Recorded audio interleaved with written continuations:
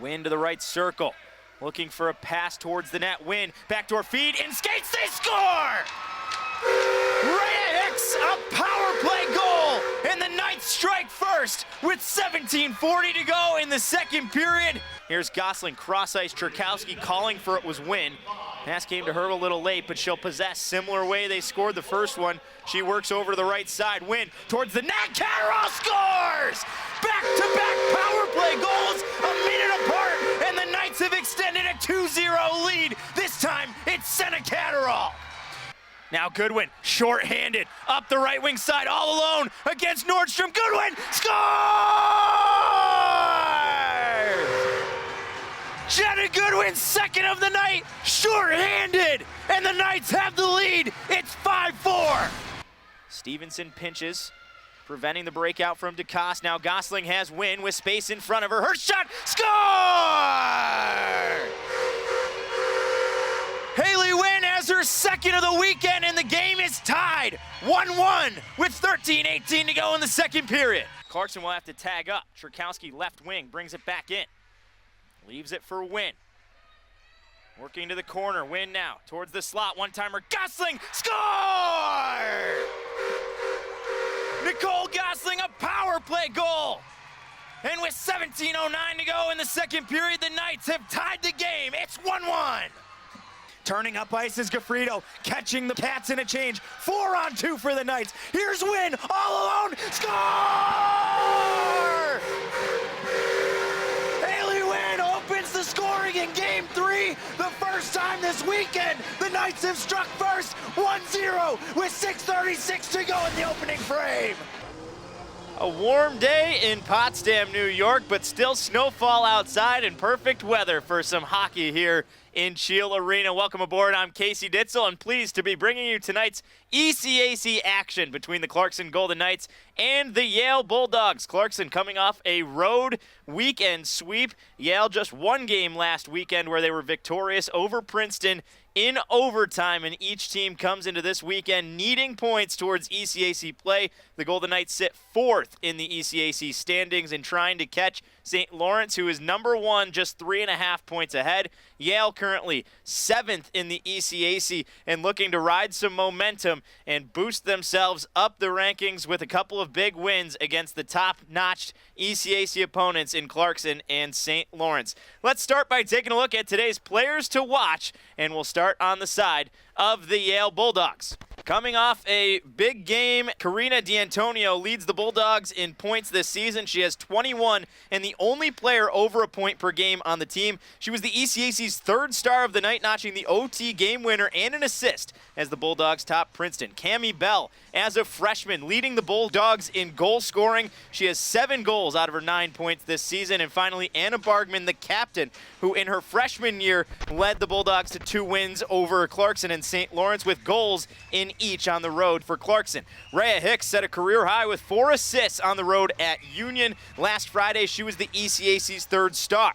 Sid Fess, after being the December Defender of the Month, Fess gets Defender of the Week in the ECAC. And finally, Caroline Gaffredo, who had the OT game winner against Yale back in November. Also a 2-goal game last weekend to boost the Golden Knights over RPI as they won 4-0. And a big piece of that. Those are today's players to watch as we're about 10 minutes here from the opening puck drop. And the Golden Knights last weekend shook things up in between the pipes as a tough weekend the week before to kick off 2025. They were swept here on home ice as Colgate and Cornell both came in and picked up wins. Last week they went to the rookie and freshman Adriana Doucette, who got her first starts of her career. First on the road at RPI last Friday, and then again against Union, and picking up her first career win as the Knights scored 8 goals and won 8-3 in a comeback victory over RPI. She then started again and got the 4-0 victory over Union, and is now set to make her third career start here tonight. The Bulldogs are backed by Pia Dukaric, who is a big-time stud in net for them, the 2023 ECAC goaltender of the year, and a big piece of the Slovenian national team, played in the IIHF World Championships. We'll hand it over now to Mr. Tom Pinkerton, the voice of Clarkson's Shield Arena, for today's starting lineups. Zach Karpa against Luke Pakalak. Karpa wins that. San Luis from the left point. Has it taken away by Ryan Taylor, but good skates to hold it briefly. Langenbrunner right from the center line. Dumped in deep as Sarsland plays it to the left corner for Brassington, and the Knights break it out. Left wing side, Pakalak. Chasing down Langenbrunner, but San Luis forwarded for Karpa and collides with his own man. That was Cam Johnson getting knocked down. Alongside Bob Alfeld, I'm Casey Ditzel. Just 8 shots between the two teams. It's 4-4 with inside 4.5 to go in the first period. Brassington hits Mangan, but up off his stick. And we'll try again from the neutral zone.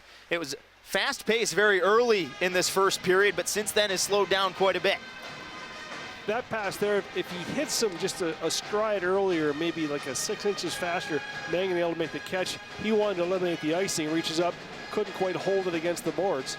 So it bounces out of play for a neutral zone draw here. We'll see if the Knights can get some. They've had the better, I think, of the forecheck, but only 4 shots on goal. Kalen Taylor plays forward, tipped in by Sigurdsson, and now Bottrell chasing against Barr. Wrapped around, Tate Taylor lost his footing, and a chance for a 2-on-1 coming, 3-on-1 developing. It's Treska's shot, stop made by Bronman. Treska opted to take it himself. He had Thompson and Severo going. Now it's the Knights the other way. Dangling around was Mangan. Puck loose for Sigurdsson, and Bottrell will take it away to the right corner. Centered for Sigurdsson. Shot goes just wide right. Now Bottrell in the left corner. Mangan helping him out. Puck in skates. Mangan has Sigurdsson. Backhanded one towards the net. It was blocked on its way. Mangan with his hands in the air felt he was interfered with. Sigurdsson still digging on the left wing boards, and the puck stays alive as Mangan goes off for a change.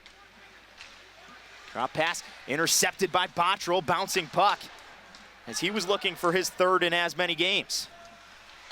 Knights are offsides. They'll have to tag up, and Bargholtz quickly rushes in on the forecheck. 3 minutes and 10 seconds to go in the first period. As Solove backhands for Sparks, and he'll reset for Clarkson. Sparks being chased up ice, but gets the pass left side for Brassington. Up and over the tall Mason Langenbrunner. Bargholtz battling along the half wall. Here's Sparks lining up a slap shot, blocked by his own man. Sukovic in front, a little bit shaken. Here's Sukovic chasing now. Over the right side. Good shift for this Golden Knights 3rd line. Sukovic wins it down low. It's San Luis playing it, but intercepted by Dom, wrapped right back around. Dom takes it away once again, waiting in the slot. Rebound for Sukovic. Bargholtz didn't get all he wanted. Sukovic almost had the answer on it. Now Sparks a wrister, and that one's blocked on its way there by McDonald. Langenbrunner will wrap it around. It gets past Brassington, but this will go for icing.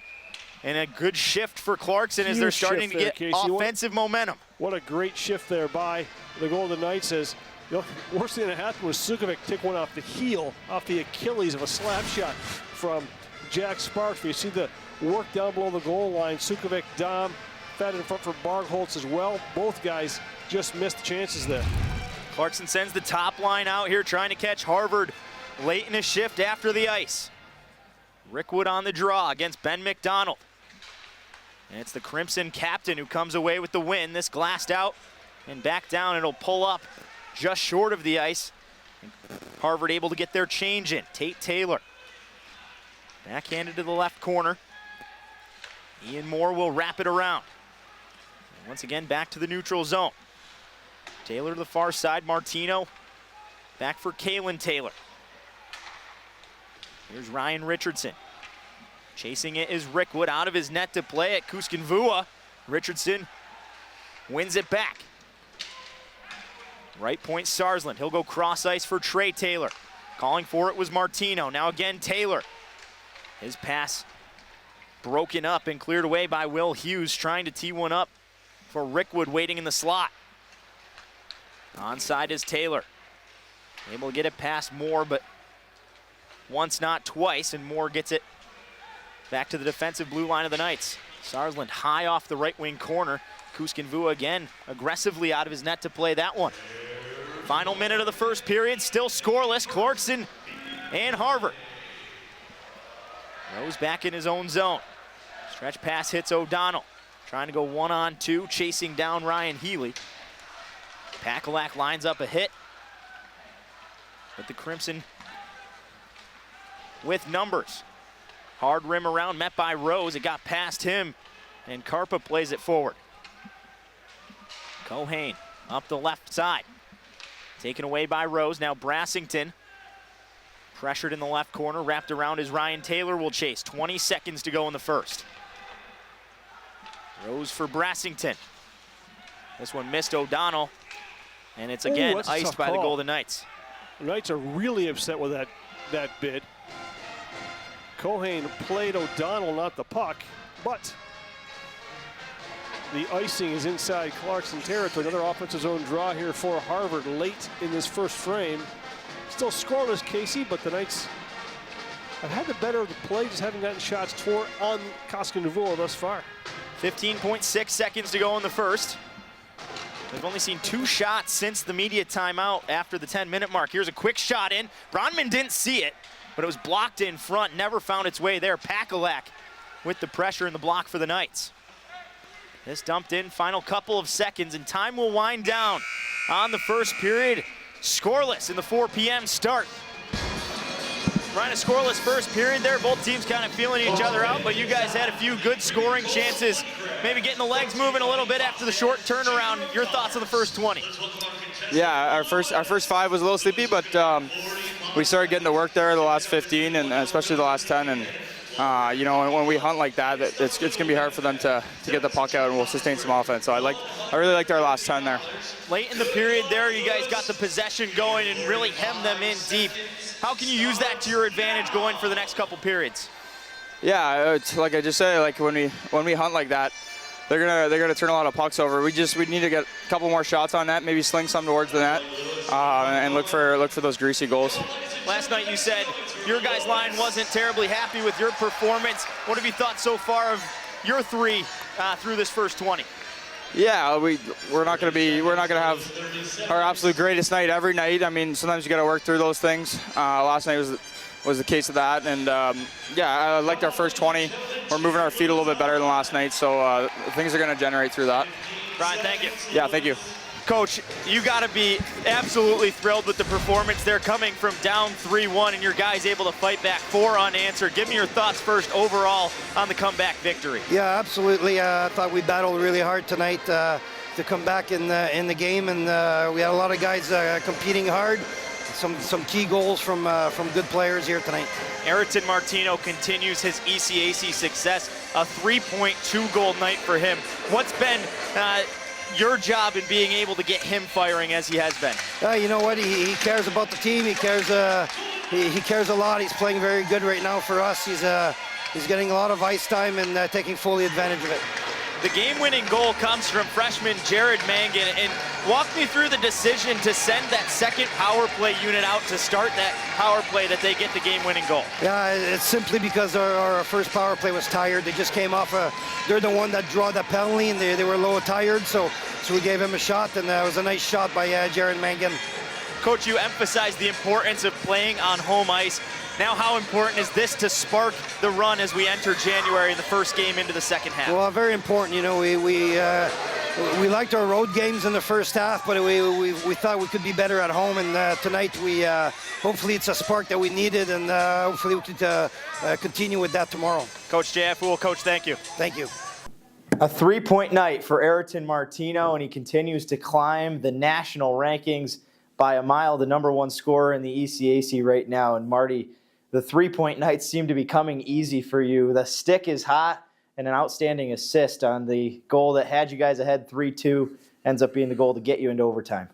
Yeah, I mean, we're playing well as a group. We're clicking at the right time. We're playing the right way. I kind of sound like a broken record a little bit, but our line's clicking. We're supporting pucks. We're getting to spots. Richie makes a great play on the second goal to bump it out to me. I throw it to Trey, and I mean, he's one of the best players I've ever played with, and he makes a great play across. And Ricky wins a faceoff on the third one, and then on the first one, Sarzi Sarzi comes out of the corner and makes a play into the slot and found a way in. And sometimes getting to those areas, you get rewarded, and we did tonight.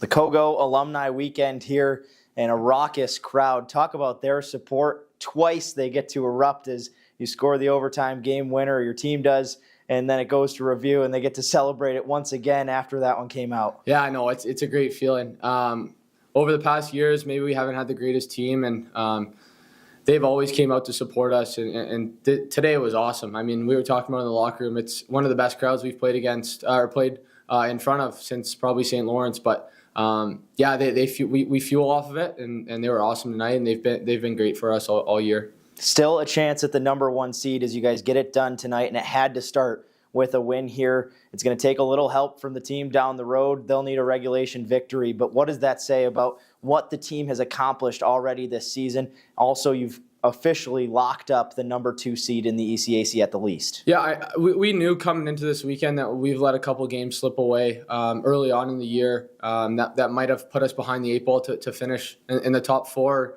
or obviously to win the league regular season. But it doesn't matter to us. We take care of our own business. If St. Lawrence wins, they win. If they don't, they don't.